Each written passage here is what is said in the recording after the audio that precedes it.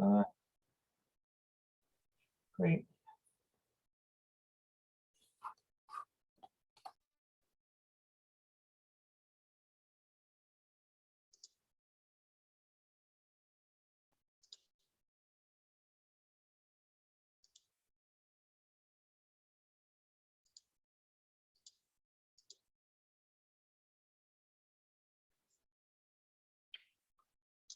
Good morning, ladies and gentlemen. My name is Denny Brennan. I'm the Executive Director of the Massachusetts Health Data Consortium, and I'm delighted to welcome you to today's webinar.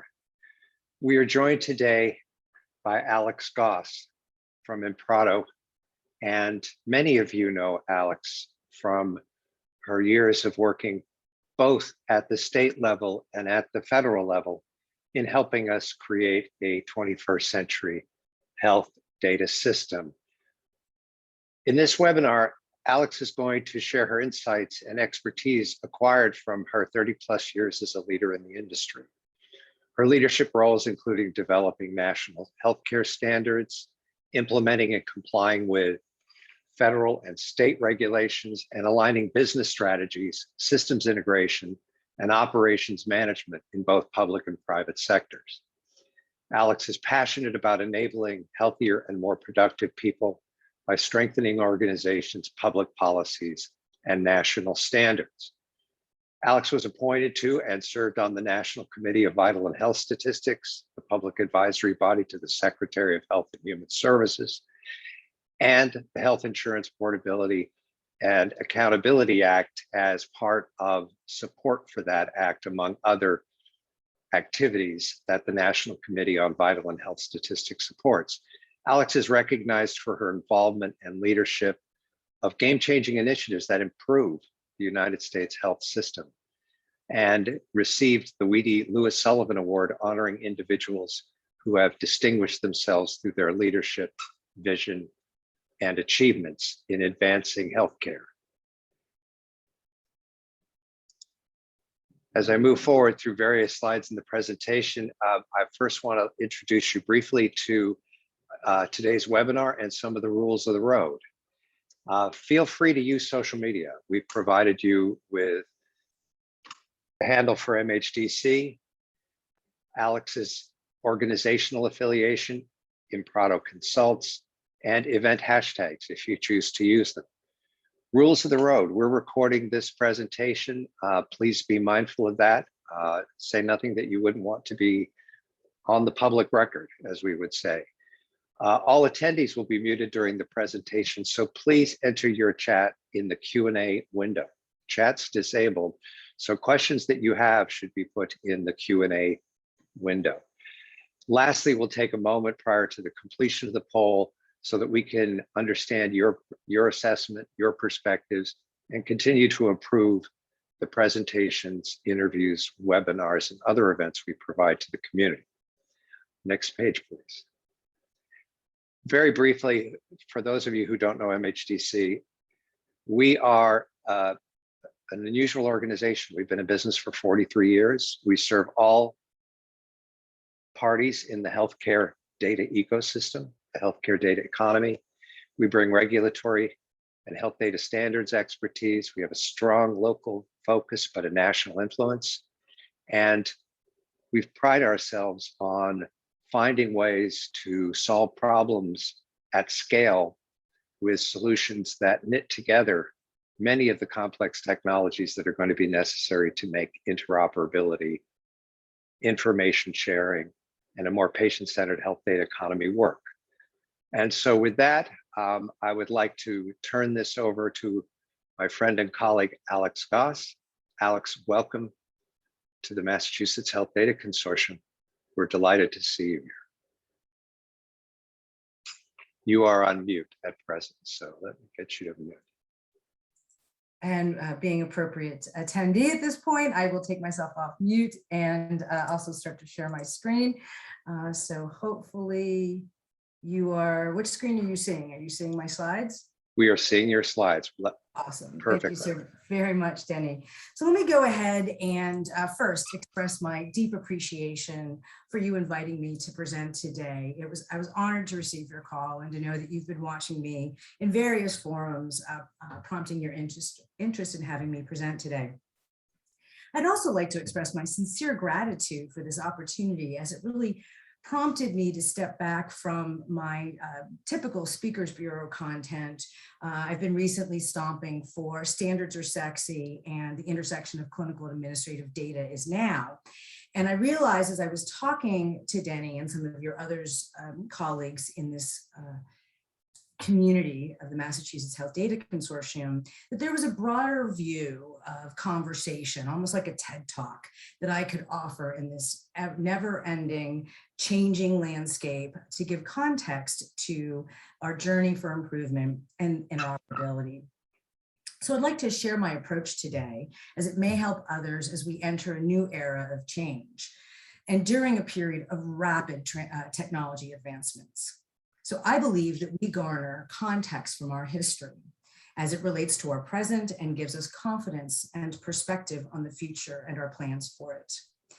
And in the context, as you noted, the recognition that I was really touched to receive from WEDI, the Lewis Sullivan Award, reflecting my health IT champion role of my 30+ years of my career, that we've been through a lot of pivots in the healthcare system during that time. And I've been really fortunate to be in the right place at the right time, supporting my ability to play a role in the healthcare ecosystem advances. And I am very passionate about this, as you noted.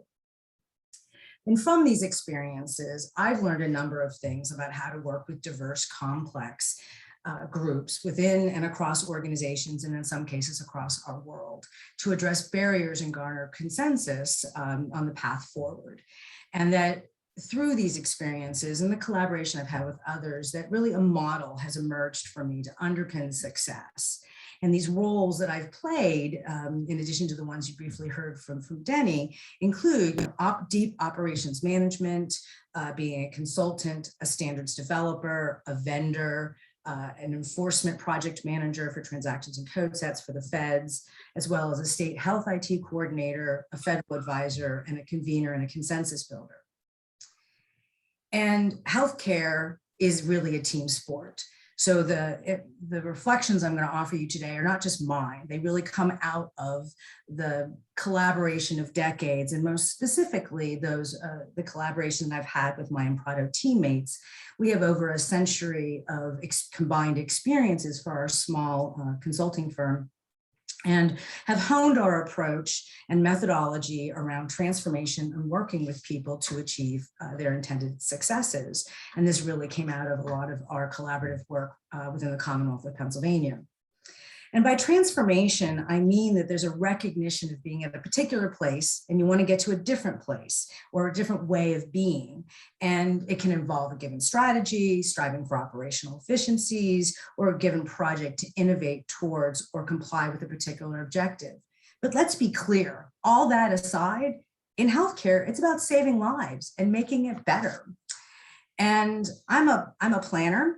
And I know and embrace that no plan survives the first contact. And you'll likely hear me make a few more military references, as I work for a Marine, and he's a service disabled veteran.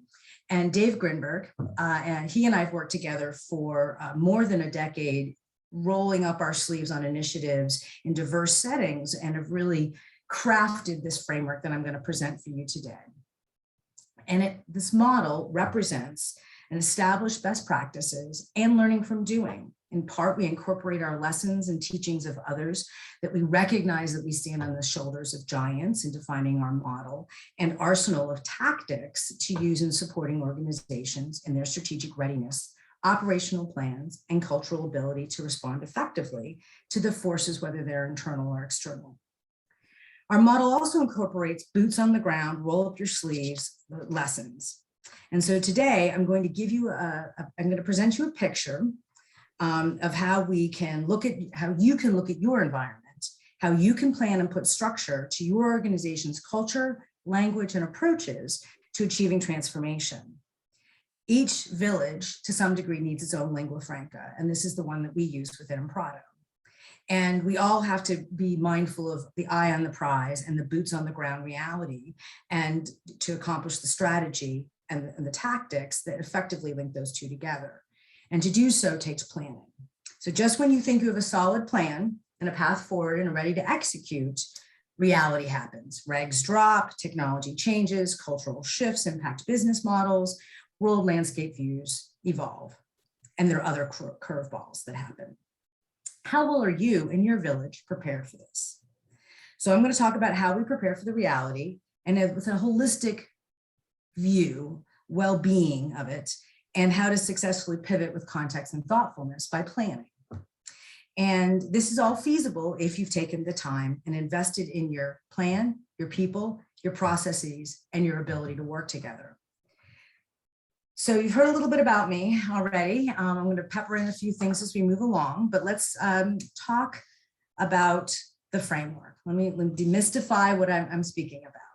So the 5 prongs, as I sometimes call them, or components of our framework, are really in the middle of this slide. And they're business, process governance, policy, technology, cultural environment. And these really have emerged from, as I said, our own historical perspectives and lessons learned. That's the bottom layer of the graphic.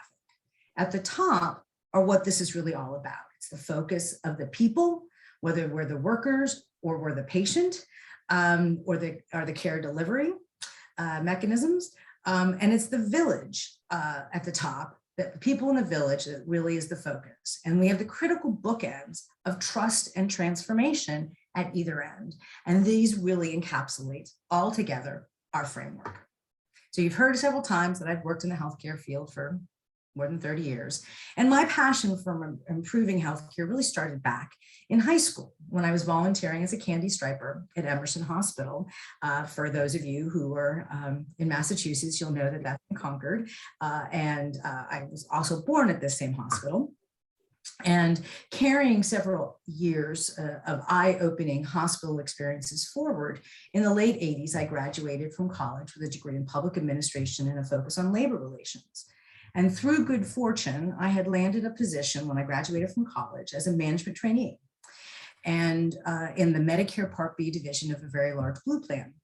And this meant spending 6 months of Medicare, learning all aspects of the Medicare operations, from the mailroom all the way to post-payment functions and all the ancillary operational and technology services.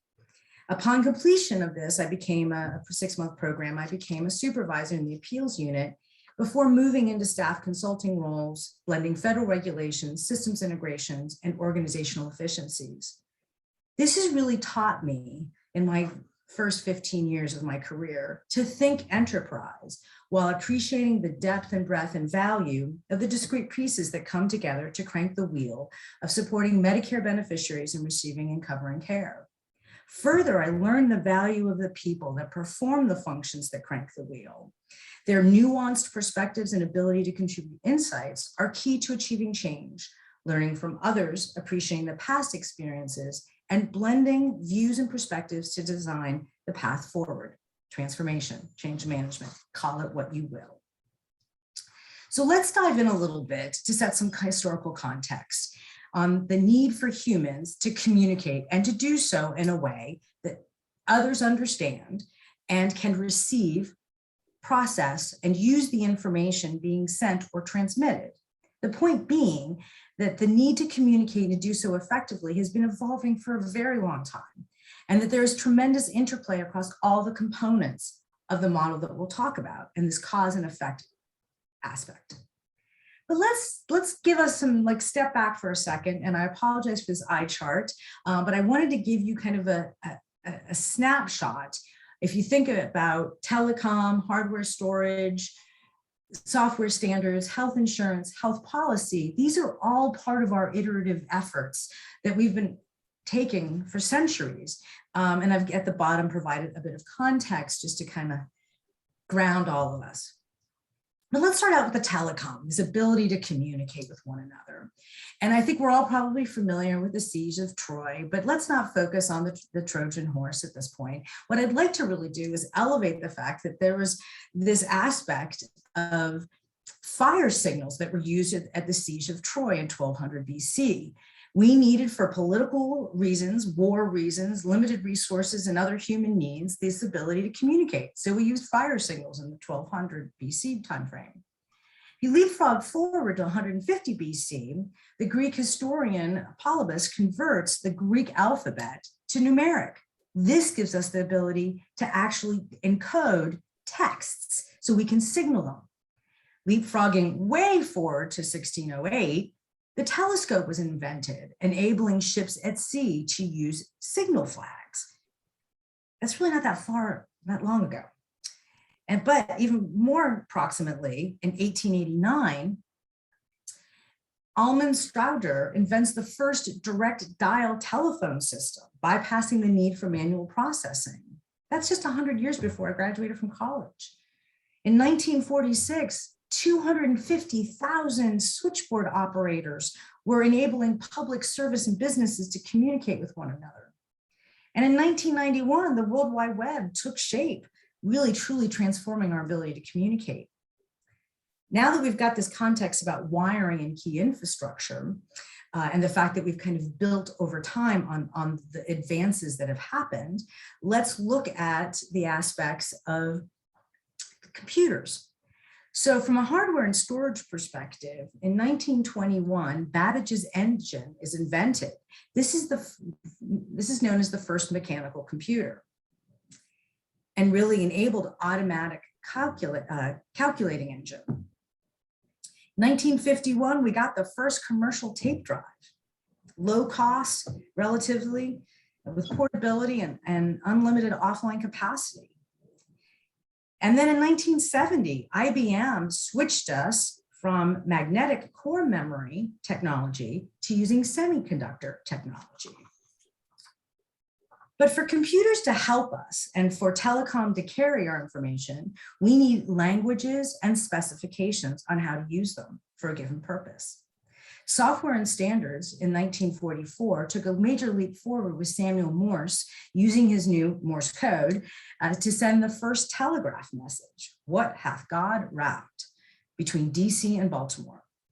In 1893, building on the thoughtfulness of Florence Nightingale's from the 1960s, the French physician in 1893 introduced the classification of causes of death. This really gave us the framework for the International Classification of Diseases in 1893. And many of us are still reeling from the ICD-10 implementation, and ICD-11 is right around the corner and is an even major transformation, more so than today.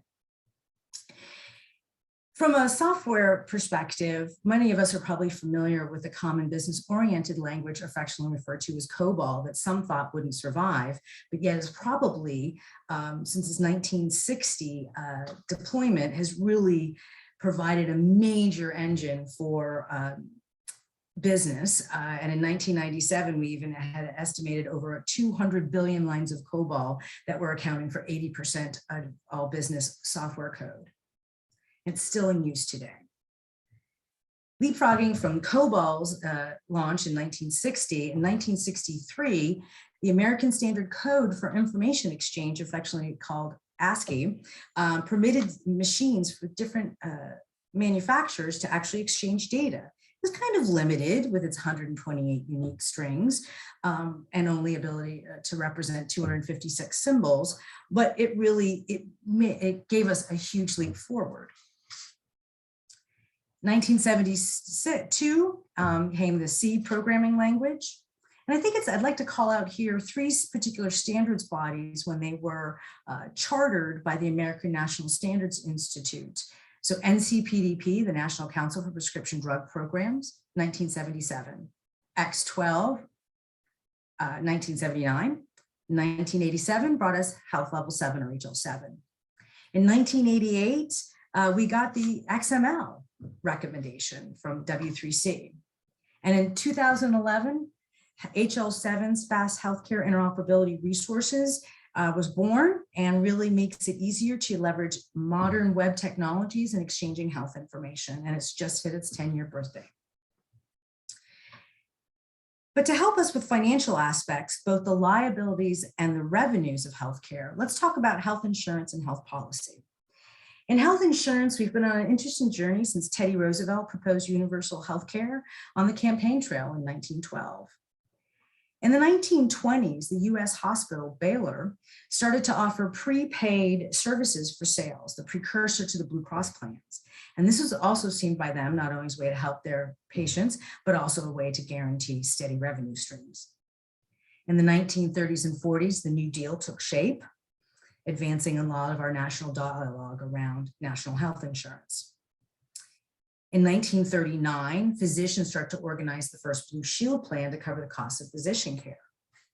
In the 1950s, large corporations started to offer insurances as part of their benefit packages, including health insurance. And in 1960, the Federal Employees Health Benefit Plan initiated the health insurance for federal workers. And in 1965, Medicare and Medicaid. I think we all are probably pretty familiar with that notable advancement in our society.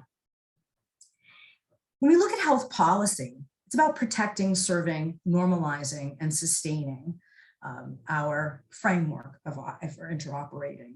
And we've written, debated, and commented and adopted health policy in a lot of ways. And I'm just on this row, I am just focusing on on 20 years, from HIPAA to Medicare modernization, to high tech and meaningful use days, to the Affordable Care Act, to the impact framework to help our seniors, and MACRA to continue to advance our overall Medicare access and SHIP reauthorization, and the landmark 21st Century Cures in 2016.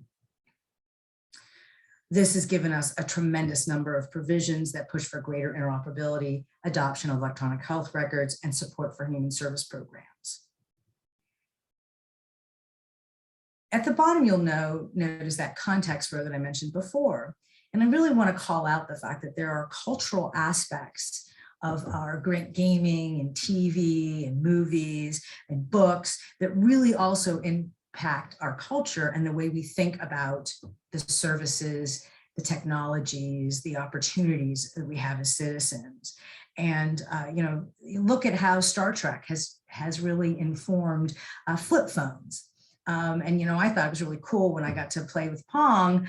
And then you see leapfrog forward to 1999 with the Matrix, and in 2010 the iPad launching. So what does this historical context really tell us? Well, it tells us that we've rapidly progressed in recent decades in harnessing technology to digitize and automate efforts we've been working on for centuries. Communicating and doing so efficiently is a constantly evolving framework that has many implications and thus is complex, especially when it's about the health of our citizens. There are a couple aspects that I kind of want to throw out there before I dive into the detailed portions of the model. Some of these are general overarching thoughts that speaks to the importance of strong leadership, good documentation, and valuing cross-functional teams. First, you really need to think about this holistically. Even though the components have their own discrete journeys, they're overlapping journeys, and they have interplay that needs to be considered because they have ramifications. Whenever we're applying a model, you need to do it in context, and that some degree, people always think that their situation in a given organization is unique. And sometimes that's really true. Often it's not. There's a lot more in common than not in our approaches to things. However, we really need to respect that uniqueness and validate the complexity of transforming a healthcare system and the delivery and paying for it in an appropriate context. Organizations that think in silos will be sunk because there is really no redo button or silver bullet in all of this. You really have to have discipline, practice, and iterative learning, because this does take a village, and we need to be humble and open-minded And so I think it's at this point, I want to stop for a moment and ask Denny if we're good so far, if you've gotten any questions or you'd like to pose a thought to me. There we go. I need to unmute myself. We're doing great, Alex. You're doing great. I appreciate it. A couple of questions and a couple of thoughts that I think you bring to the fore, which is, when we talk about healthcare, sometimes we talk about it as an industry, we talk about it as a social good, but it's really an economy. Yeah, I mean, when you think about the number of industries that are actually involved, it supersedes and encompasses multiple industries, and as such, I think is the 5th or 6th largest economy on the globe in and of itself. If we floated it out to sea, it would be the 6th largest GDP among all the economies in the world. And the approach that you're presenting strikes me as mindful of that. That we go into a village where people have multiple perspectives, they have different points of view. Payers have priorities, providers have priorities, regulators have priorities, services organizations, associations, we could go through the list. And change, as you and I talked about before, is something that is really a constant in healthcare. We see it in seemingly sudden jolts or spurts of activity, especially now. We've been in the business for some time, and this is a very exciting time, but it's important to keep in mind that it's not the first, nor will it be the last. And I appreciate your sharing that. Could you comment a little bit on, and I'm sure you'll be covering this more as we get into discussion, but culture and environment are enormous forces in implementing change, in developing and implementing new business models. I don't want to jump ahead, but I'm always curious about culture eating all of our good work for lunch on a regular basis. And maybe you could just either talk now or a little bit later as we get into the presentation about the great challenges that are imposed by culture and the environment. Yeah, definitely. I will be. I have 2 slides on that very topic. Good. Describe it, and one to actually talk about some of the challenges. But I think across all of what you've just said is trust. And that's why it's one of our bookends, because strategy and versus reality, boots on the ground, day in, day out, the complexity that we have when we want to try to improve our system. At the same time, we're trying to take care of Susie Q, the patient, who is the one I often use in my facilitation. And she's quite a sick individual, and she needs our help. And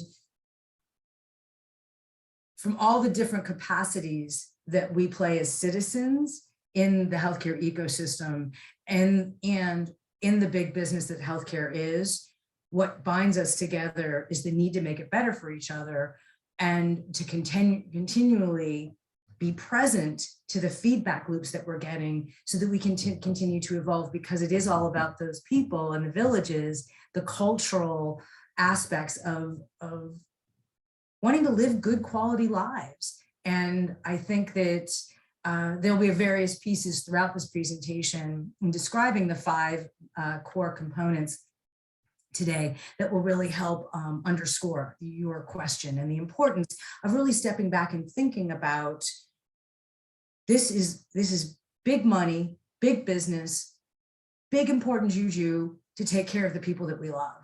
And how do we balance all of that? All of this is a balancing act, and it takes trust to bind it all together. Thank you. Welcome. All right, so let's now dive in a little bit. So Denny and I are going to interplay like this is periodically. So what I'm going to do is cover a component, describe it, address some challenges to it, and then then Denny will break in and we'll have a little dialogue. So please be sure to put your questions in the Q&A box. Let me dive in a little bit more now to the first one, business. So I cut my teeth in Medicare operations and eagerly took on this role because of it was going to help the elderly. And the social mission was important, but the population group more so for me. And unfortunately, I came to realize, as we've just kind of discussed, that healthcare is really a big business. And that was a little hard for me to accept because I thought it was about motherhood and apple pie. But we really have a healthcare system that has struggles with sick care versus healthcare. And insurance was developed to pay for care that was too expensive for individuals to bear for themselves.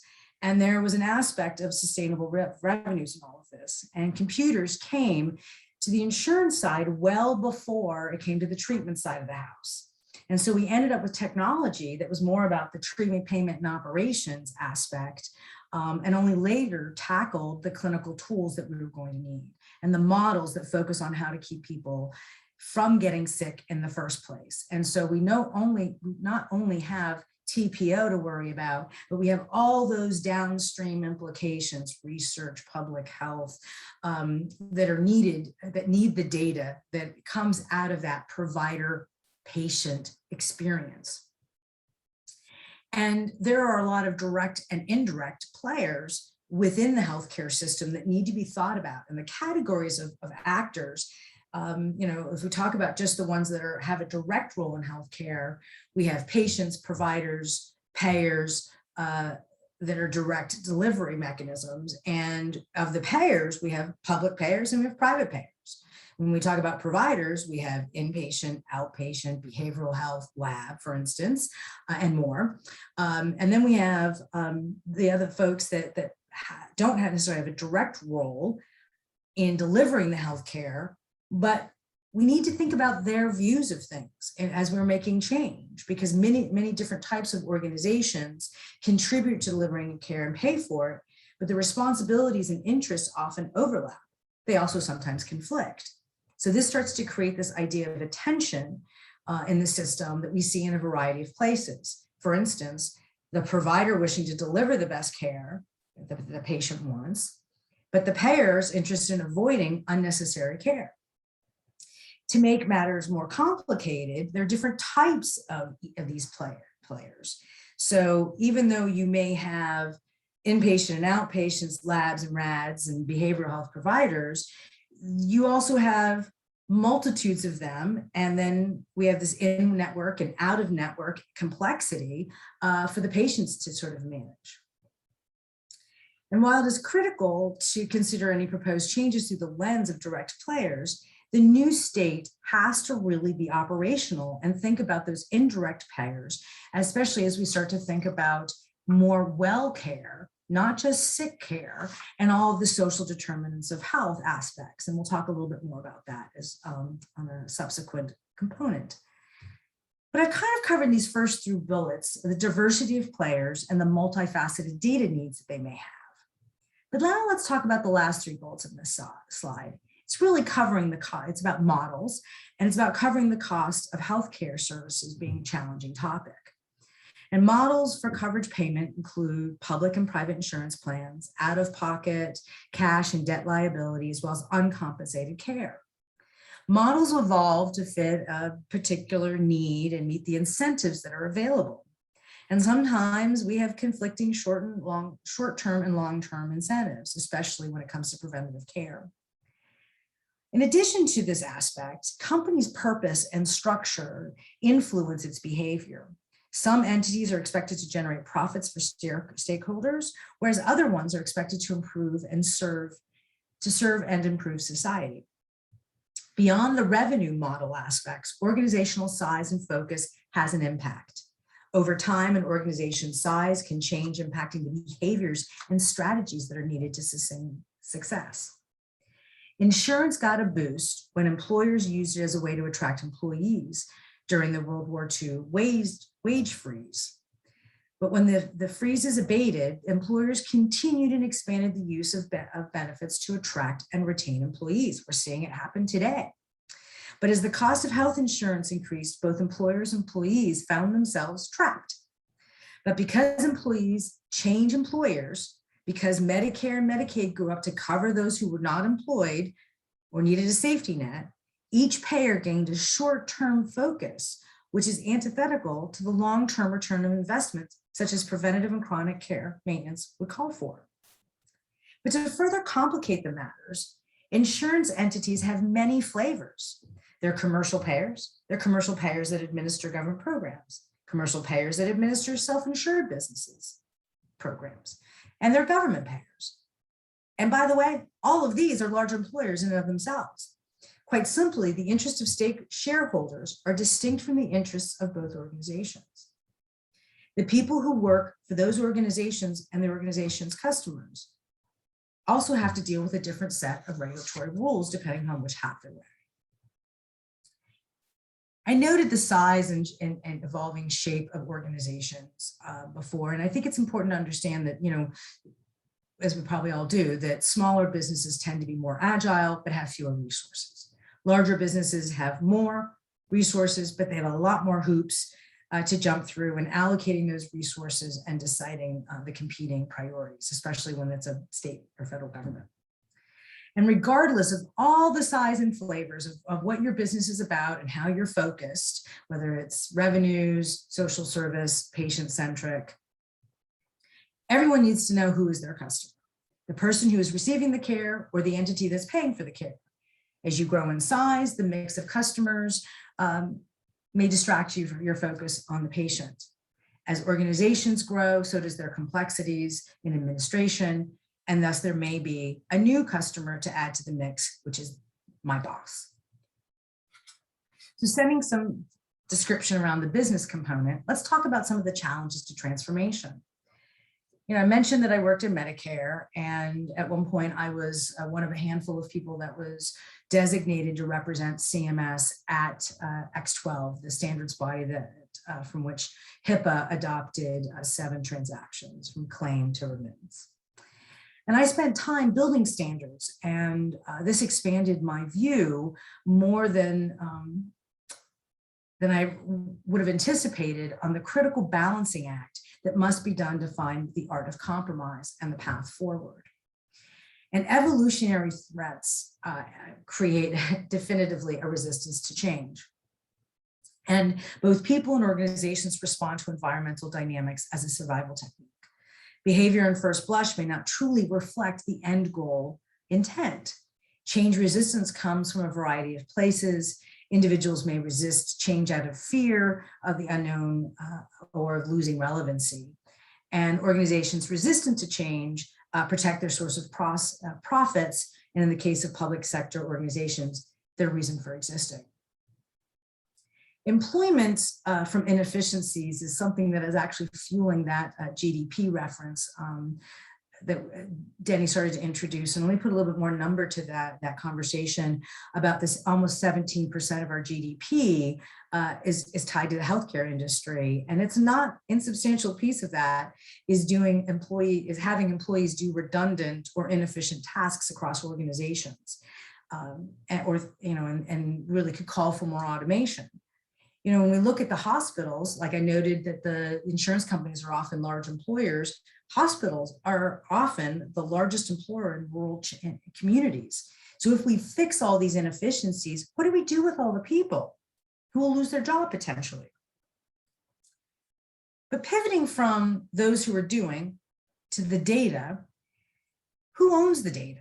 How do we use it? There's a conflict between where the data is stored and who has access to it versus how they can use it versus getting to decide what the permitted uses are about it. Data in today's market is the revenue fuel in our economy, and it is a healthcare economy.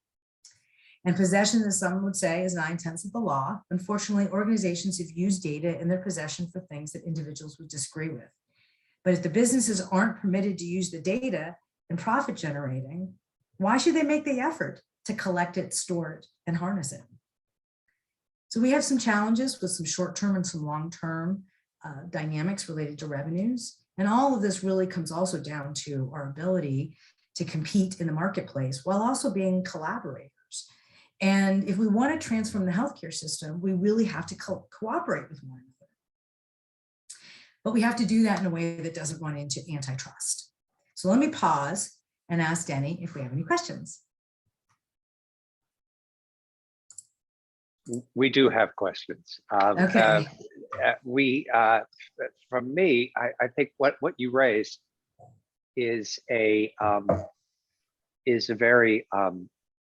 is one of the fundamental challenges of the purpose of healthcare. And as you pointed out, efficiency comes with considerable costs, and questions arise as to, are healthcare organizations, especially providers in the communities where they're the largest employers or among the largest employers in those communities. Hospitals and health systems have acted as one of the greatest accelerants to individuals moving up the economic ladder within their communities, starting in entry-level jobs and moving through. I know a number of people who've spent 25, 30, 35 years in a single healthcare organization and started out working in the lab and ended up being the top of the organization. Could you talk a little bit? It's a big topic and I don't want to take us off track, but at some point we're going to have to find a balance between the social good that healthcare organizations serve as employment and economic development engines, and what constitutes efficient and effective use of the premium dollar from wherever it comes. Can you just address a little bit how you see that balance kind of moving in the future, where you see there being compromises on one side or concessions on the other? How is that going to advance as far as your thinking is concerned? That's a great question.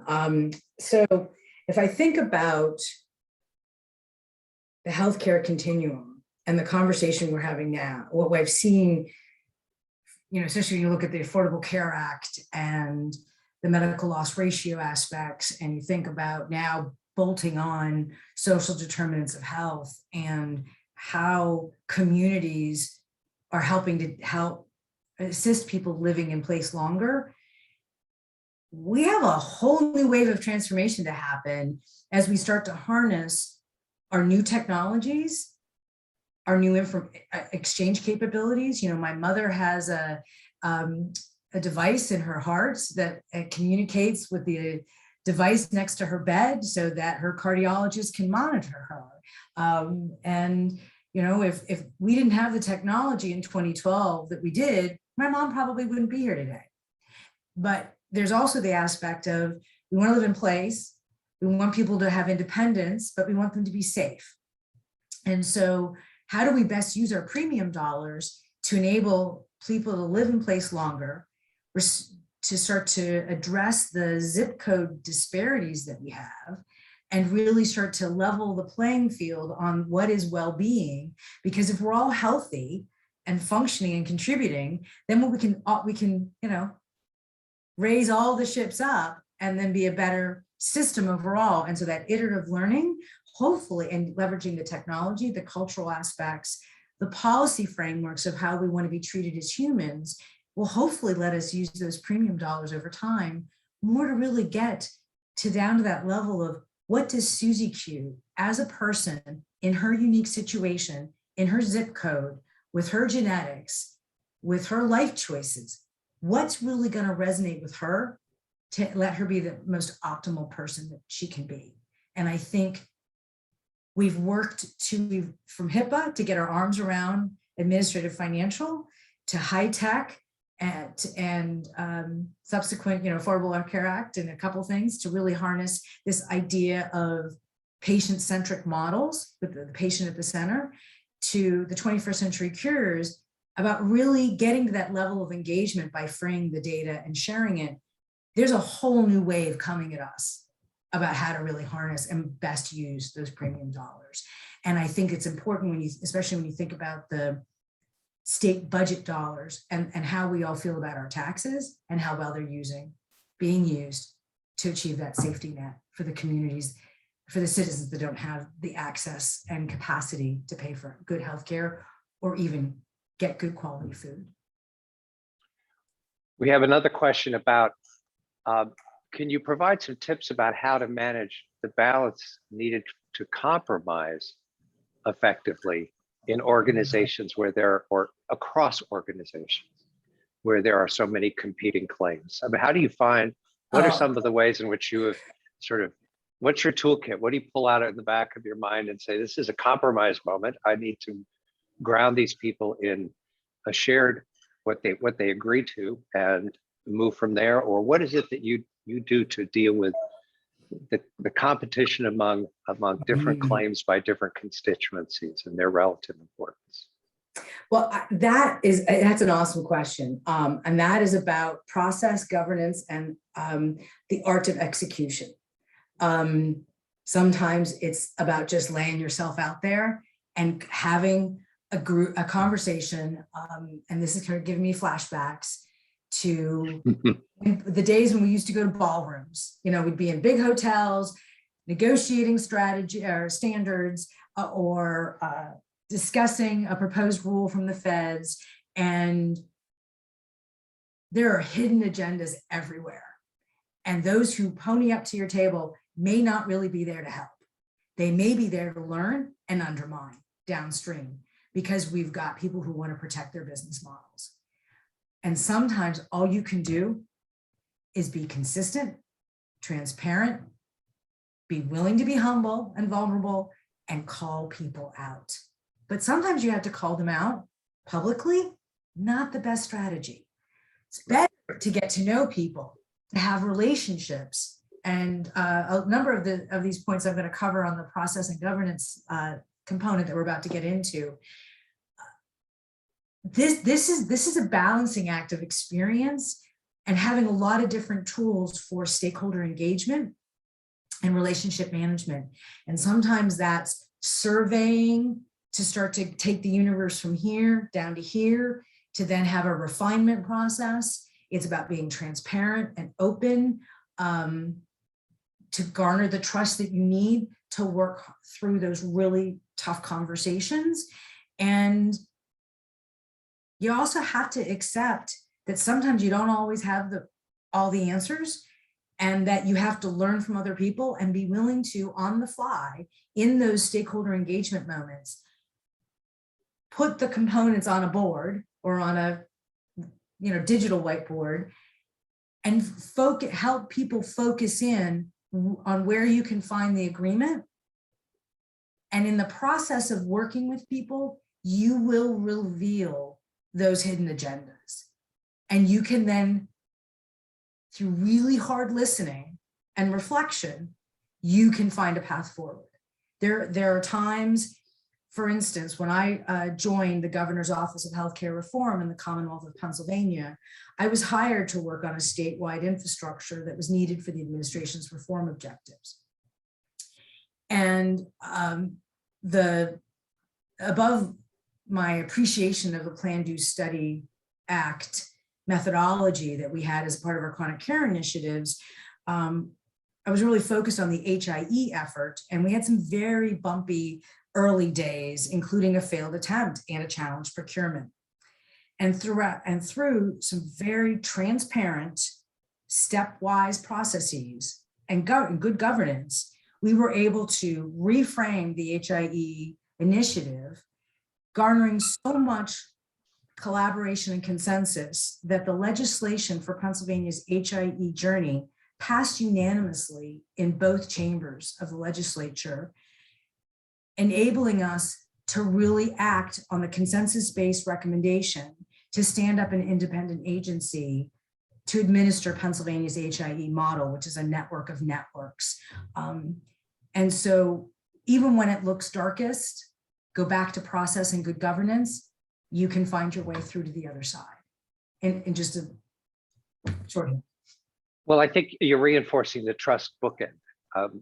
It's essential. I think it's always best to retreat to the truth, as you indicate, and it's gratifying when we see that in others with whom we work, in that it builds a level of trust and understanding of that person as a person, not just as a representative of a particular constituency, but as a human being. We live in healthcare. We have a second question. We live in healthcare where people are used to working in silos. They're used to working, as you pointed out, some of these are very big businesses and are structured where, departments and divisions and the like create, narrower perspectives by definition, by essence, have to be good at the component parts if we're going to be good at the whole. But as we move into an interoperable world, data becomes like gasoline.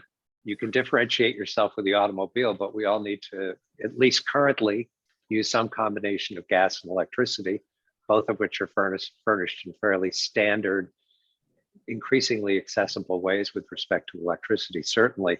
So as the world moves to this more interoperable healthcare world where data and tools are intertwined, where ownership is an increasingly arcane and antiquated term, an inapplicable term, what are the ways that you've overcome those siloed mentalities, the way that someone who is in development to build the tools that the organization needs, someone who is in data to help standardize the data that the systems are going to use, and someone who is in operations or policy who may say, these data need to be protected, we can't share them, these are organizational assets. Yet all three of those have to come to an agreement, and many more than just those three. Could you talk a little bit about some of the ways you overcome that siloed thinking? This is a corollary to the other question, but it is very much along the same lines of dealing with the complexity of what we have as an industry or as an economy. Yeah, and this is great because it really is encapsulating so much of what I want to talk about under process and governance. The cross-functional teams are really important. And that's part of stakeholder engagement and relationship management. So, an experience that I can give you about how I've actually done this, and I learned in the Governor's Office of Healthcare Reform that one of my biggest takeaways was bring the lawyers and the communicators early and often, attach them to your hips, because you need to be able to balance the legal implications, the messaging and the engagement of all the players that need to come together that are across those silos that you mentioned. So that strategy of having executive leadership, strategic planning, business model, what are we about, where are we going, what are we trying to achieve? Then you separate that from the operational aspects of, okay, so if we want to accomplish this, what are the tactics we're going to need to take on? And sometimes that those tactics involve bringing together projects and that enable operations to function all that much better. So projects are typically innovative efforts, compliance objectives, things that the government's making you do to force your standardization and your ability to play in the ecosystem. But operations is that day in, day out aspect. And when you have project people, operations people with different layers of governance over them, left hand, right hand often gets very disconnected. And I've worked in firms that are very small, 5 people, all the way up to like Highmark, 14,000 people at one point, and the Commonwealth of Pennsylvania as an active, employee. And blending all of that together takes thinking about really takes good communications and thinking about internal as well as external. We often undervalue the need for internal communications, because sometimes, I remember when I was an operations manager and somebody would say, you need to do this. And I'd be like, what the heck? Well, why? It doesn't make any sense to me. But then if I could step back and see the larger picture, if somebody could explain to me what you're doing, Alix, directly goes up and it relates to this strategic objective of our leaders and our organizational mission, then all of a sudden you can start to put it into context.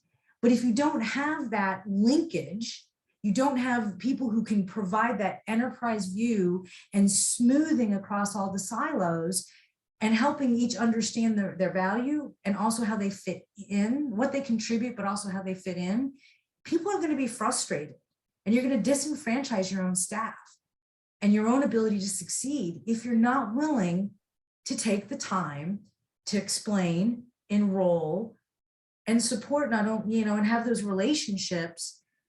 And then, because the other thing about all of this is that finance, we have only so much capital and, available, and we need to be sustainable. And capital includes not only financial aspects, but also includes the human power aspect. And if you want to be successful, you really, really have to think about the balancing act there. And then you need to flow down that sort of, at least high level understanding to the people in the organization. Otherwise, you're not sure they're really going to be making wise decisions. And the other thing about all of this that I want to touch on, since I'm kind of covering all the process and governance pieces as we talk, is that, like when we stood up an independent agency, I mentioned earlier that we had unanimous passage of enabling legislation to harness the $20 million that we had at our fingertips for creating an HIE network infrastructure within the Commonwealth for our 13 million citizens. And we had to stand up a new agency from soup to nuts to govern that. And we'd garnered trust, enabling us to get to that level of legislative passage. And we needed to maintain that trust because we were given authority, because they were trusting us, and it was a way to accomplish a bunch of goals and help regional efforts take care of patients and communicate data as patients traverse where they need to go. And we had to provide reasonable assurances to the stakeholders and oversight entities that we were doing the right thing, because we had the potential for more than 13 million patients' data to be traversing. And then that was just in-state. And then we had to worry about interstate. And so we needed to set up an organization to govern that had the appropriate culture, internal controls, policies, procedures, trainings, verifications, routine maintenance, to really guide our behavior, as well as create commonality across all the various players. And so that involves sometimes independent audits and industry standard assessments. But again, it's about this trust aspect. And in this case, it's trust but verify. I'm hoping I'm You're doing great. You're doing great.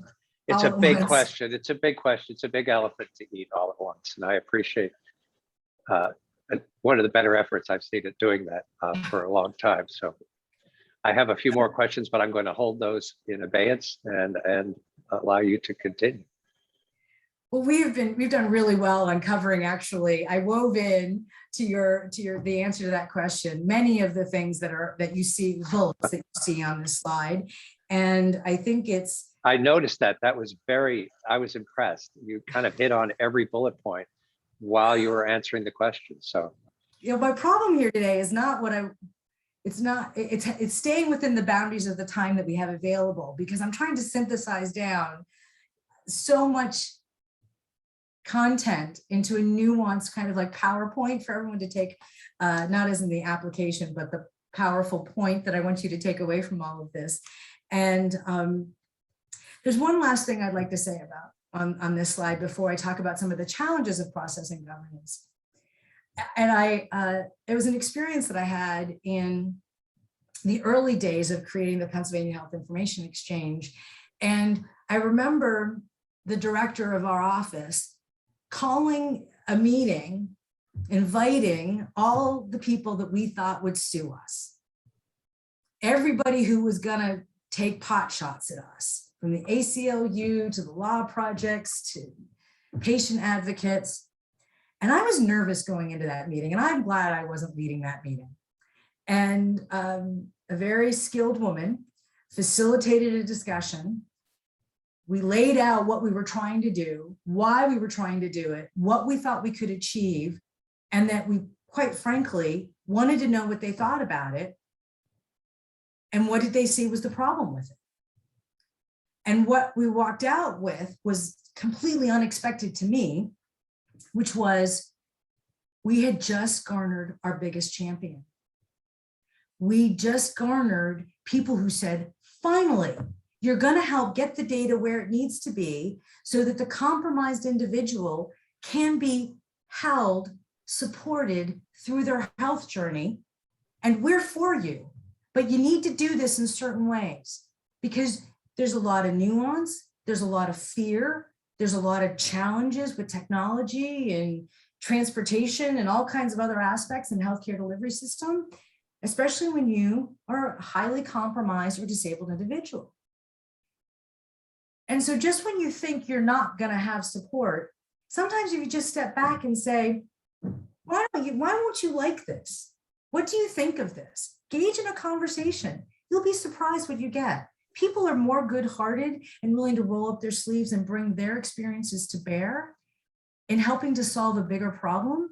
And if you're humble enough to recognize that you've just got this piece of the puzzle and that there are all these other pieces that need to come together, it can really work. But it takes good process and governance. It takes reflection along the way. And it takes being willing to say, I don't know, or I was wrong, and learn from others. Well, and we've seen that those others can often be, as you pointed out, the champions that we needed most and didn't know that that was where we would find them.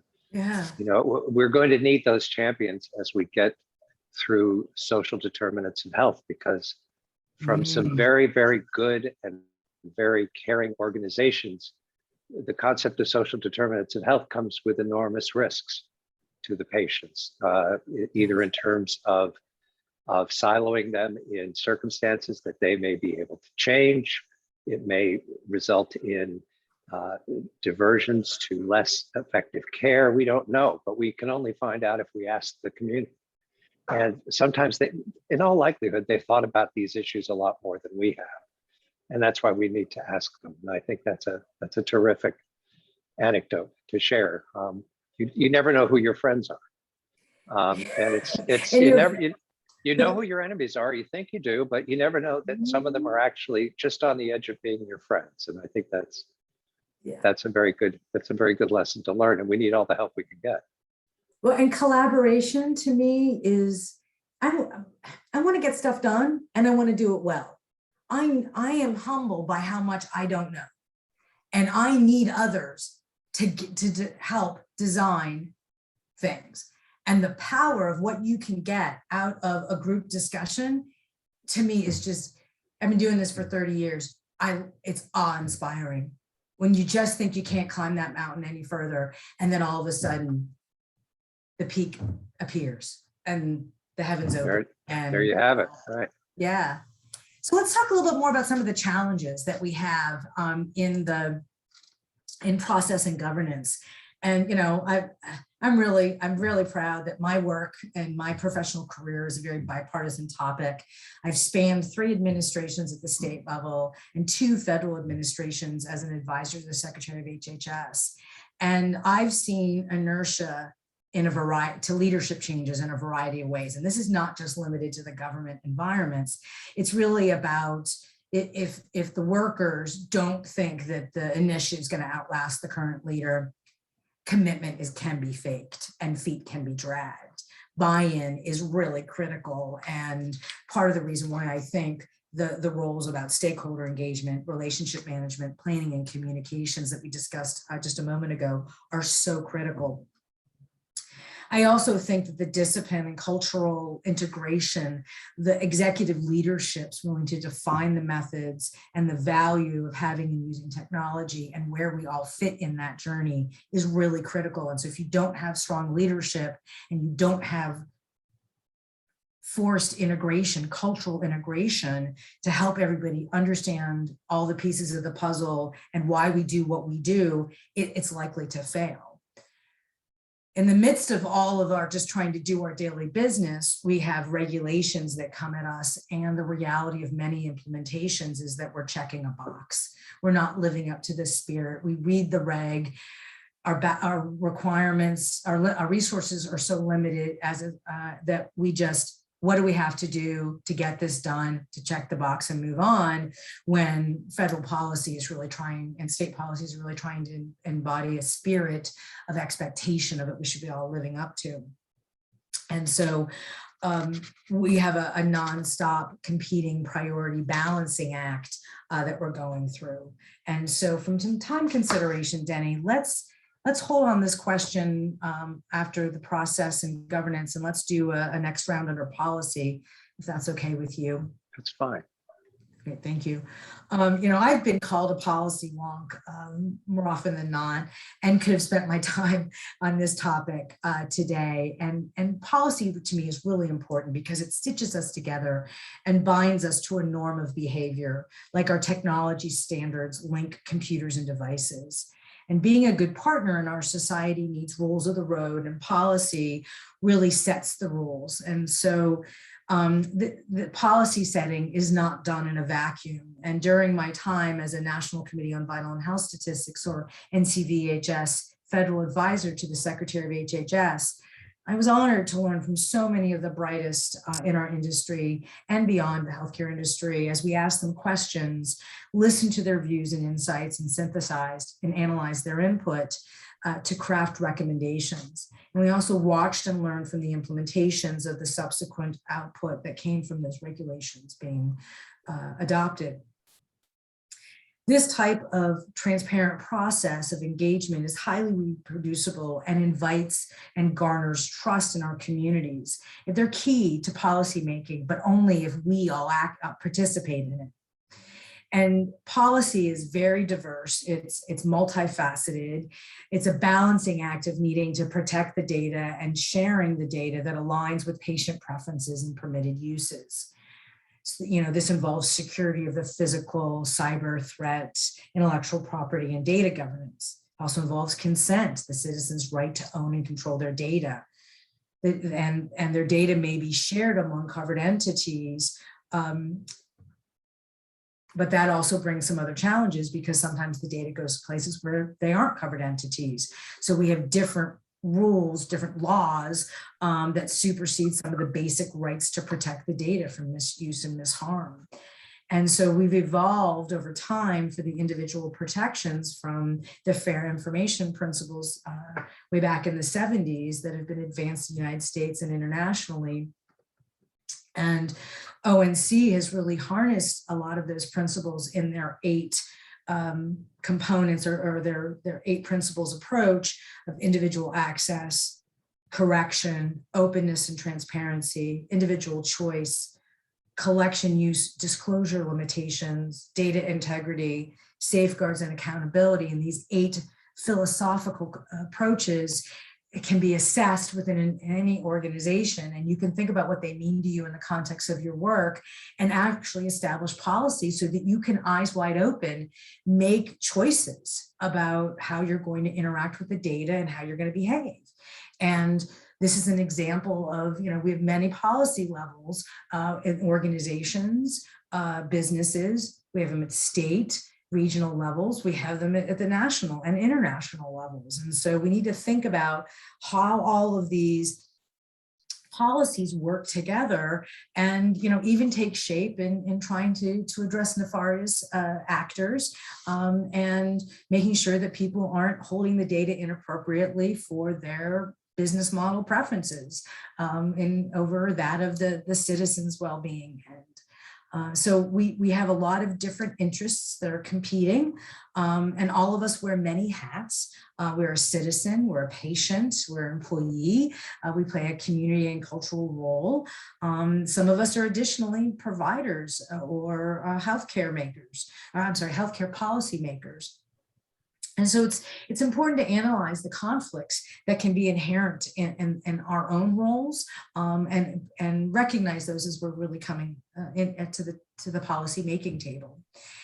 And that ultimately trust can be enabled through frameworks and standards. And they're really necessary to ensure interoperability because one size fits all is a difficult thing to try to achieve in a complicated environment. And to try to deal with the different related interests, but often disconnected interests that are seen along the way to interoperability. From a policy challenges perspective, we have some challenges just within who's on first within the federal government. And we're starting to see the Office of National Coordinator really embrace this and try to help bring clarity of who's on first, and how the unique needs of the federal agency or their unique roles that they play in advancing national policy really need to be coordinated. Because siloed activities within designated authorities complicates our policy development. And we have to think about what applies in which situation and who governs which scenario and which policy and reg do I need to go look at to think about the implications. I mean, it's a lawyer's employment act to some degree. And congressional laws wreak havoc on when we're just trying to make everything work. They're forcing evolution on us, and then we have to, those laws then take shape as regulations, and then we have to make them work. But then we have to all work together and make sure that as we're collaborating to build challenges standards, we're really not tripping into any antitrust aspects. So there's this sort of interesting aspect of tentacles that happens in policymaking and with forced standardization and behavioral normalization. We're striving for these greater efficiencies and effective approaches within our available resources, and not all parties see value in a common approach.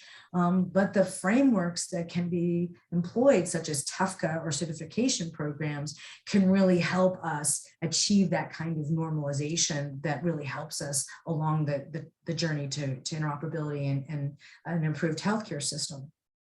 We also, quite frankly, have the new flavor of equity, and what are we going to do about it? How are we going to fix it as we move forward with social determinants of health? So I think it's a new playing field that we need to pay attention to, and then it's going to be a hallmark, a transformation, I think, that we're facing right now.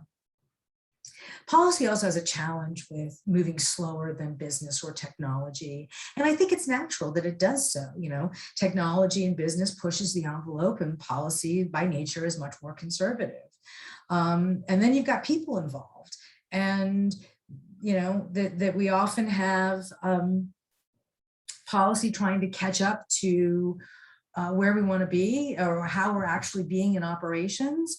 But sometimes this creates disconnects. And as we're trying to balance day in, day out delivery of healthcare and compliance, the federal layers are also in their own balancing act of, the wide continuum, trying to advance policies because one size doesn't always fit all, and the cost and the value of recommending something. So it's another reason why we should all be seriously paying attention to proposed rulemaking, because we need to help them understand the boots on the ground reality as we try to keep the eye on the prize of interoperability and transformation. So a big part of this also comes back to policy-based challenges to trust, include unintended consequences, hidden agendas, and this visceral reaction we may have for policy attempting to drive change versus reacting to it. And that change only happens at the speed of trust. And trust and transparency have really become hallmark components of our current day culture. And we need to know that our leaders are acting in good faith, and we need to have the reasonable assurances and the level of transparency to be willing to understand what people's interests and motives are about and how we fit in and how we effectively balance all of it. So let me stop there and see if you have any questions before I move on to technology, because I do have two more components to get through. We do have a question. How do you balance playing all of these different roles? As one example, you may have wants and needs as a patient that conflict with the interests, needs, wants of your provider, of your health plan.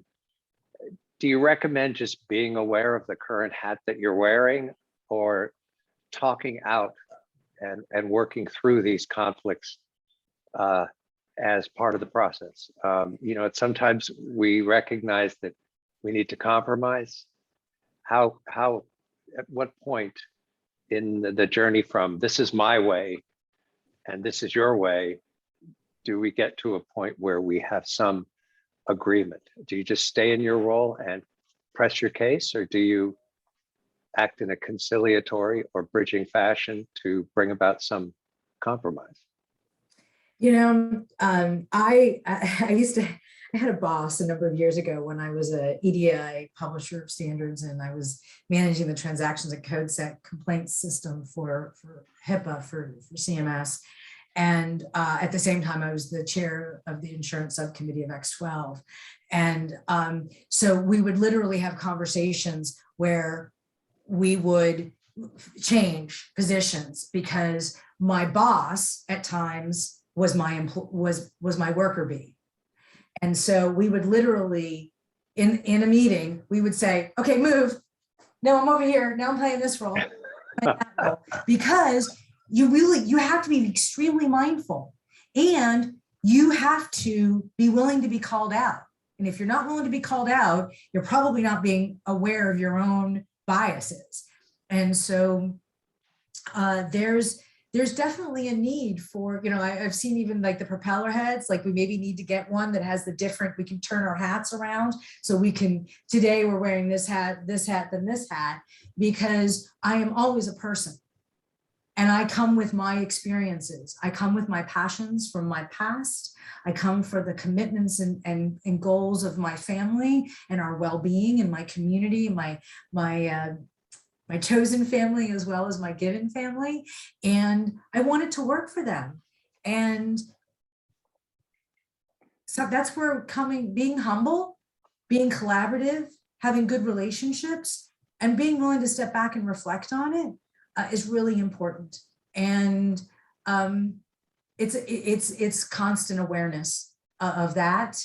And healthcare may be almost 17% of our GDP, but it is a pretty small world when it comes to those who are trying to transform healthcare.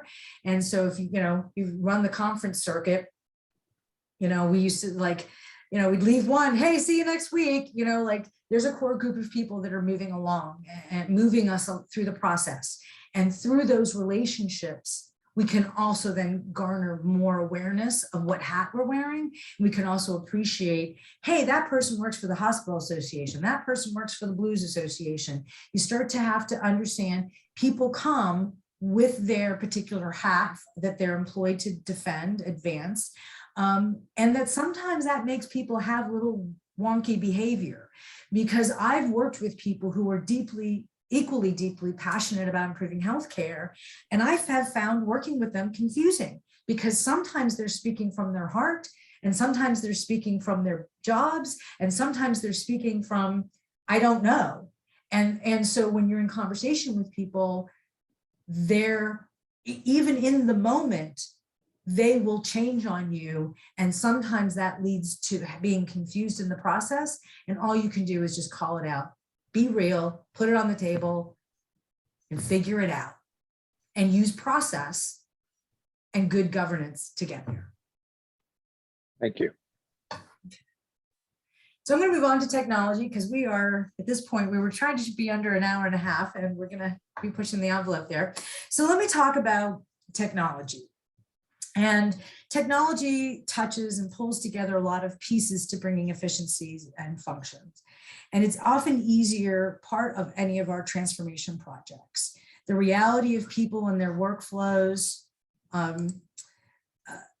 workflow change management is harder in technology deployments, is something I've really garnered appreciation for, whether I was in my Medicare or my HIE work.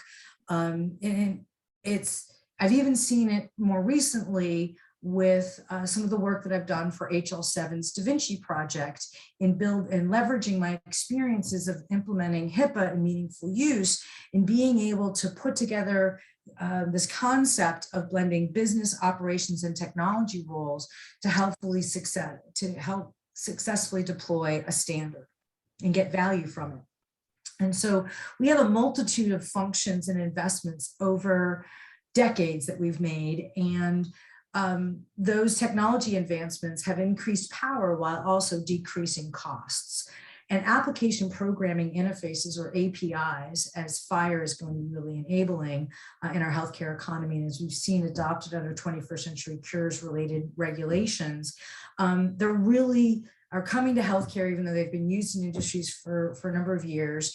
And it's introducing the next, what I think is the bridge to our next way of harnessing technology, but we have a long way to go in being able to really maximize the use of that standard, because we've already made a lot of investments in standards. And when I talk about standards in this context, I've already talked about policy. That's one kind of standard. But there's another type of standards that I'm really thinking about here, which is about that transport, the structure and the semantics. If you think about the context slide about the computers, the ability to move the data across the wires, to be able to have it be computer processable by its structure, and to have a language that we can trust. These are really important components of trying to harness a technology project. And it's often difficult to harmonize all of these standards because different segments of our industry have different granularity needs. And so coming up with standards can be a very messy process. And a lot of folks pay to argue at the standards development organizations. So those who show up and participate in the development clearly have the better ability to influence the outcome and ensure that their use of standards is going to meet their needs as they move forward, and also to bring their experiences to bear in helping others build a better product. As these part of the data movement and the technology infrastructure, people have made choices about architectures at the enterprise solution data and storage level for a very long time. And they've had to do that within the context of their immediate purpose. And sometimes we've centralized data, which has its pros and cons. Sometimes we're moving much more to a federated environment by not putting all of our eggs in one basket, giving us some better security capabilities, some better efficiencies. But each of these models, architecture models, considerations have implications, not only for right now and how we use our resources and what we do, but they bind us or enable us downstream. As we work with the data to harness our ability to do our jobs, that we're using technology to really process and get value out of the data. And that really comes mostly from a structured environment. Machine learning and artificial intelligence, natural language processing are really advancing rapidly and getting better at interpreting plain text, but we still have a long way to go. And we have a lot of old data, existing data, and infrastructures that we're going to have to reconcile as we move forward. Dirty data is really something that's going to be challenging to us as we move forward, and the workflows that go with it. But I'll talk more about that as I move forward. As we think, when I was cutting my teeth in Medicare operations for 15 years, I worked on a lot of projects, and we did most of that in the early days with in-house development staff. And then we moved more into getting vended products and then integrating them. And then we started to outsource more of our solutions over time. And, we have software as a service and platform as a service approaches that have really evolved. So as we're trying to evolve our healthcare sphere, the technology sphere is also evolving. And that has a lot of implications for the development, for our workforce, educational needs moving forward. And we also have the really critical risk in front of us of the cybersecurity and what can happen to the data, the breaches, and there's so much risk from leakages of data and bad actors, and even just some unintended, consequences that happen from people's behaviors. So if we think about some of this flavor of technology, let's talk a little bit more about the challenges. And so, technology cannot solve problems that are fundamental to the other categories. Technology is our best patching agent that we've had, that we were deploying And if you think about just identity management as an example, and for time consideration, I'm not going to even go into that any further, but it's identity management. We do a lot of effort to reconcile identity, individual identity, which is really a policy-driven problem currently, because we can reconcile it if we want to. But there are, I mentioned earlier the lack of common workflows on dirty data and normalizing human behavior, how we interact with people, how we type data into systems and applications, how it's shared across settings and functions and products is complex. And it's going to be, along with inequities and social determinant of health aspects, I think another big focus for us moving forward. One size does not fit all. We've had a lot of challenges with our EHRs that we try to build products and roll them out, and different settings call for different tools in the toolbox and have different nuances, reporting obligations, information capture needs. And so we've rapidly digitized data, evolved our technology front, and along the way, we've memorialized a lot of inconsistent workflows and processes. And so I think that we're going to have some pain points as we move forward with that, as well as the backwards compatibility issues with the newer and older systems that we have. I really hope that FHIR can help us bridge some of that. I'm a firm believer that we've got HIPAA and we've got high tech, and we've now got 21st century cures. You'll notice I use the word "and" in all of that, meaning that we have to bridge all of this together, and we have to think about, as we move forward, not creating unintended consequences from our major transformations on our ability to actually harness what we've already invested in. And so as we move forward, we will also have the ongoing data stewardship and trust aspect with using the data, ensuring it's correct in the way we're interpreting and applying it. So that gives you a flavor of the technology aspects. Before I move into culture, maybe I should stop, Denny, and see if you want to ask me a question at this point. You're on mute. I'm going to wait, Alex, and let you continue, because I have 4 questions here that I think are probably best served after the presentation. So I'll let you continue. All right. Well, so we're going to bring it into the home stretch and talk about culture and environment. Value is really based upon your perch and the needs that you have. And I've mentioned before that we're citizens, we're patients, we're employees, we're taxpayers. So we wear all of these hats, and we have to think about those hats and the motives that they bring in our various conversations. And I think we had a great Q&A on that. So let's talk a little bit more about the insurance-based healthcare system versus a healthcare as a utility or as a public good. And this is a part of our big debate that we're having nationally, as the US healthcare system is insurance-based, systems benefit, and it's not available and affordable to all. And so government programs provide the safety net. And the objective of private businesses is, more often than not, return on investment or profit. And this goal is misaligned with or even in conflict with patient welfare. And so further, because the insurer is paying for the care, the insurer is the customer at times, not the patient.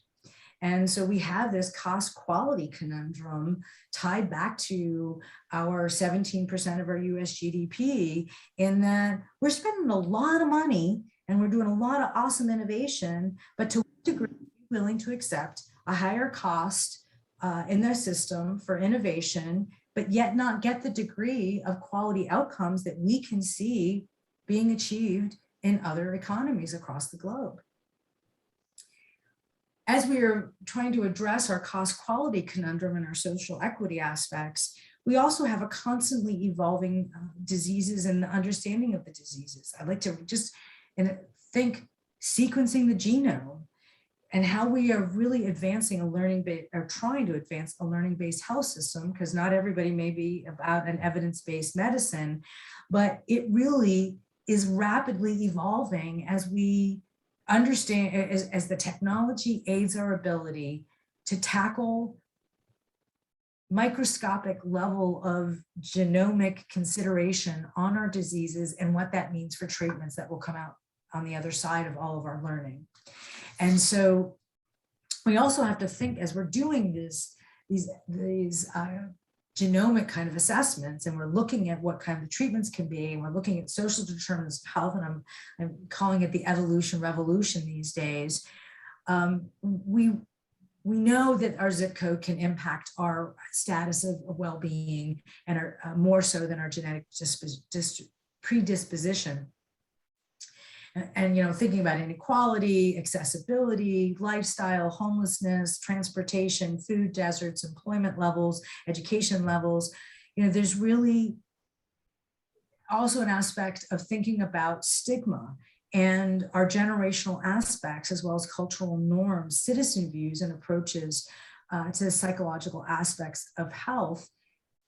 Still carries, our mental well-being still carries a stigma talking about it, and we're evolving on that cultural front as we really tackle mental health, behavioral health, substance abuse, and body type issues, and how our technology, our policies, and our business models all come together to impact that, and our processes and good governance can help us really manage our way through this journey and addressing some of the cultural and environmental challenges that we have.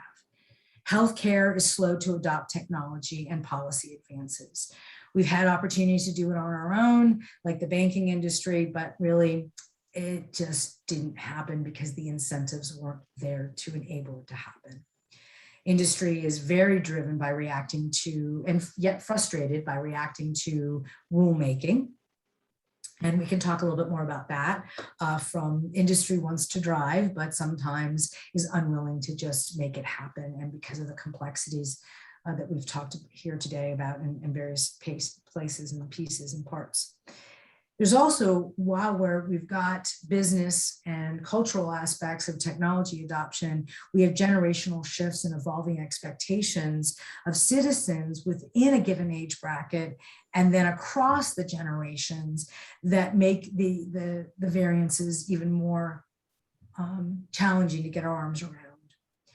And experience with technology, education, and the lessons from the past will also influence the generational views. Policymakers are often, more frankly, the older generation that's already walked a lot of the journey, whereas those that are doing the day in, day out operational aspects are often the younger folks, and there needs to be a robust listening across the different generations, because we need to learn from each other to be able to design something that's going to work better for us longer term.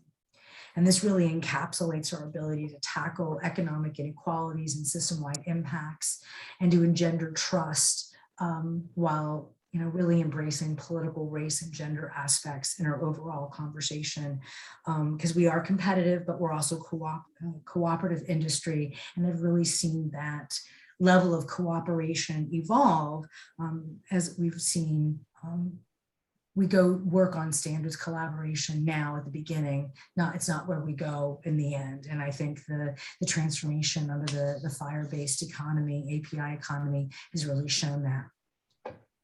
So my call to action for all of you is that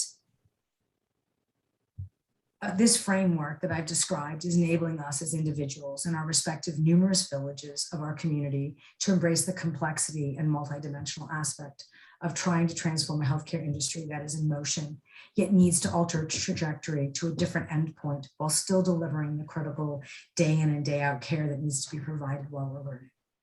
If we can embrace as an ecosystem a model of conversation or language around the complexity and dimensions that need to be balanced and continue to evolve those as we evolve, we can maybe get there a lot more pleasantly.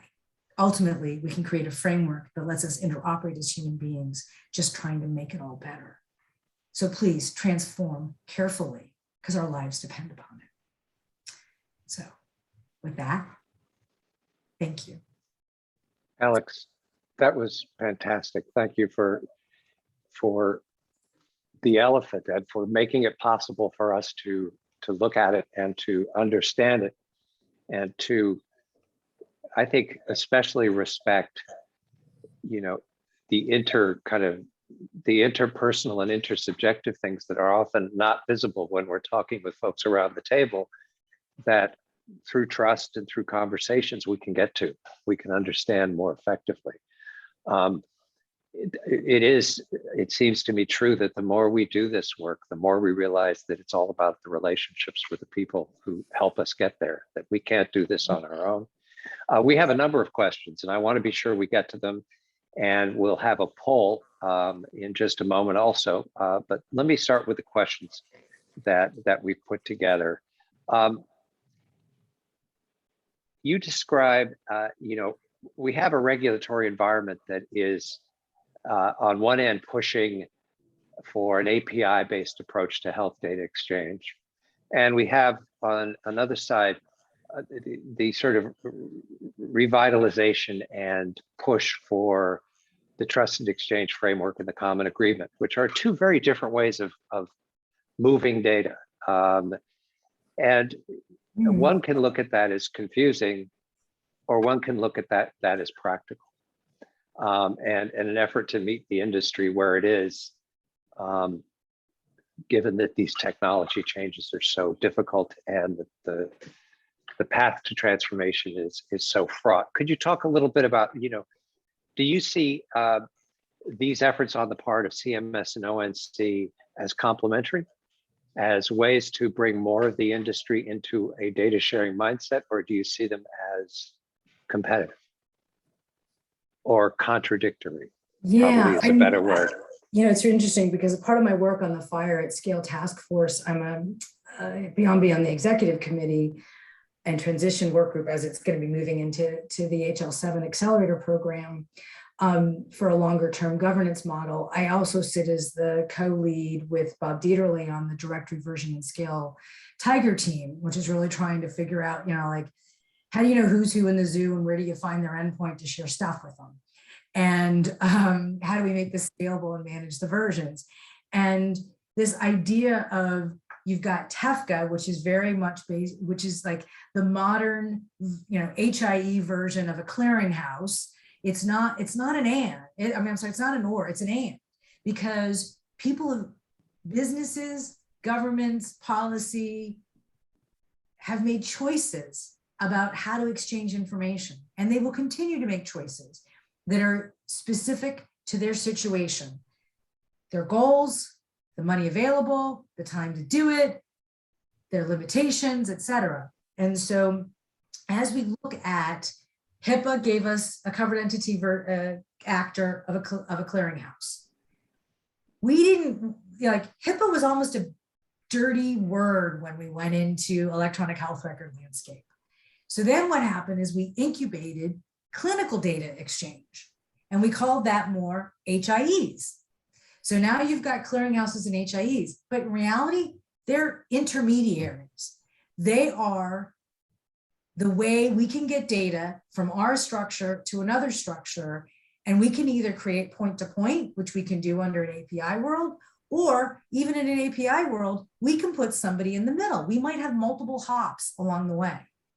The thing is that you can't tell businesses and leaders and innovative product vendors, you can't tell them which way to go.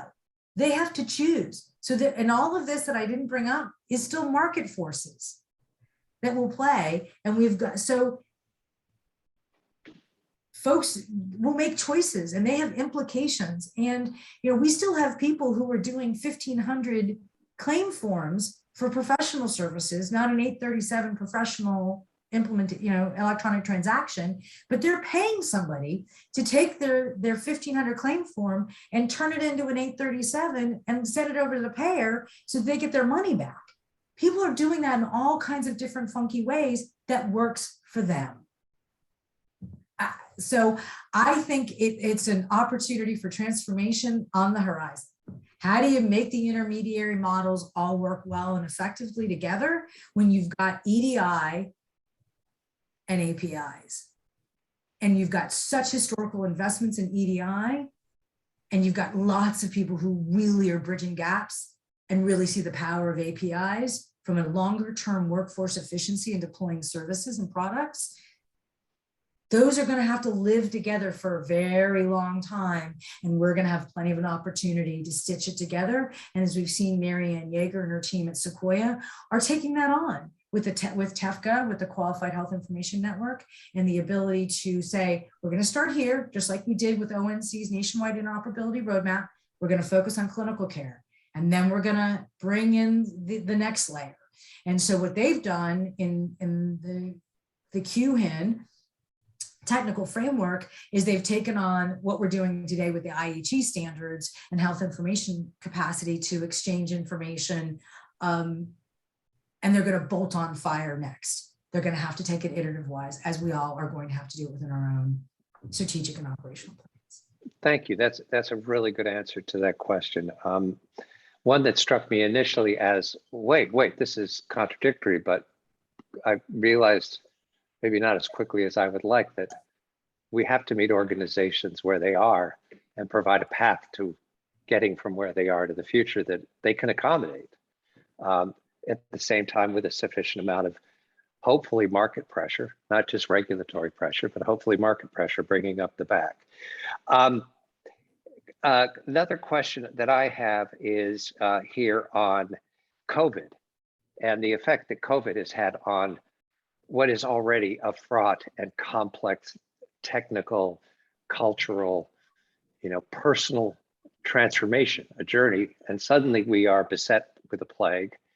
Priorities have been turned on their heads. Can you talk a little bit about managing change under especially aversive circumstances like this pandemic? Yeah, it's been really interesting to see people really all of a sudden recognize just how duct taped together we have let our public health infrastructure become. It drives me nuts. As a state HIT coordinator and as somebody who sat on a National Committee for Vital and Health Statistics, I've spent a lot of time looking at birth to cradle and the data and how we use that. And so when we got into the public health pandemic with COVID, it revealed it to the world. And it also provided us, as everything is a balancing act, it provided us with the necessary incentives to really step back and try to chart a different path forward. And we're investing a lot in the public health infrastructure now as a result of it. We saw high tech, ONC's Health Information Technology Advisory Committee take on a special effort this past spring to really look at what are the public health recommendations that we can move forward with as a result of what we learned from the pandemic, and how does that fit in with our other trajectory towards an efficient health IT system in the United States that links also globally, because we have to think at that level. And so I think it has, in one vein, helped us understand the downstream data needs better and why we need that surveillance. I also think it's helped people sort of reset their what's important gauges. And I think that we all have taken also a step back and reflected on just how powerful it is to be in the room together. That you can debate a standard, you can debate a policy, you can debate a data element, and you can fight like cats and dogs, and then yet you can come out of that room of debate with a little expanded horizon of thinking, and then go to dinner, and then, oh, poof, on the back of that napkin, out comes a solution. And so I think that the pandemic has maybe helped break down some old issues, provided some new refreshed clarity about what's important, and I think hopefully is helping us understand the power of collaboration, all that. Terrific. I have one final question, and before I ask that question, I'm going to launch our poll. Ask folks to please take a moment to respond to the poll and put your perspectives as to the kinds of I hope I just didn't hit, I thought I was getting rid of it. I hope I just didn't mess up your poll. I don't know. I see it. I see it. It looks like it's okay. I'm going to relaunch it. Let's see if that's okay. Okay, Here we go. sorry. I was thinking I should take it, so I thought I was closing it out. My apologies. That's okay. We can fix that. We're doing fine. We're doing excellent. Again, those of you who have access to the poll, thank you for your input.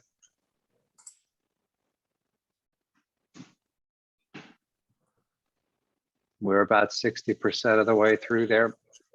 Everybody, I believe, is online from looking at the screen. So I think it's, there are a lot of competing priorities out there. So I'm happy that folks attended today. It's kind of a philosophical abstract conversation, and that I hope that will give people fodder to think about and apply in their own environments. Every situation is unique, but yet there are things that we can garner from others to help improve our own discrete journey. well, we're all in the weeds, Alex. I mean, it's very difficult to raise our heads from the work that we have in front of us, and to have a framework as you've presented and posited is essential. Otherwise, we end up thrashing around trying to find solutions to our own problems without the kind of vision or perspective that a framework like this brings. I have one last question to pop at you, and this can be a short answer, a long answer, whatever you would prefer. Among the big transformational initiatives that are going to be thrust upon the industry is going to thrust upon itself. The economy is going to thrust upon itself. What do you think are the 2 or 3 big ones that are going to be at the top of the list in terms of success stories, biggest transformational efforts in, say, the next 3 years? If you were to look at all the things that are being juggled in the air, and you were to say, if I were to bet on which 2 or 3 are going to rise to the top, what do you think those would be? I think that HL7's FHIR, Fast Healthcare Interoperability Resources standard, is going to help rally a community, continue to address some of the shortcomings that we've seen under HIPAA and meaningful use and the Affordable Care Act, really testing, vetting standards to a high level of degree of rigor before we promulgate them. I think it is also enabling industry to come together and lean in together to create that collaboration as the floor, as opposed to where we go when we have no more answers. I think that it will help us with bridging the old world of investments to the new world. I think it will help us with a lighter weight development touch for engaging communities and social determinants of health. So I'm going to put my eggs in that one basket for you this morning, to say that I think from an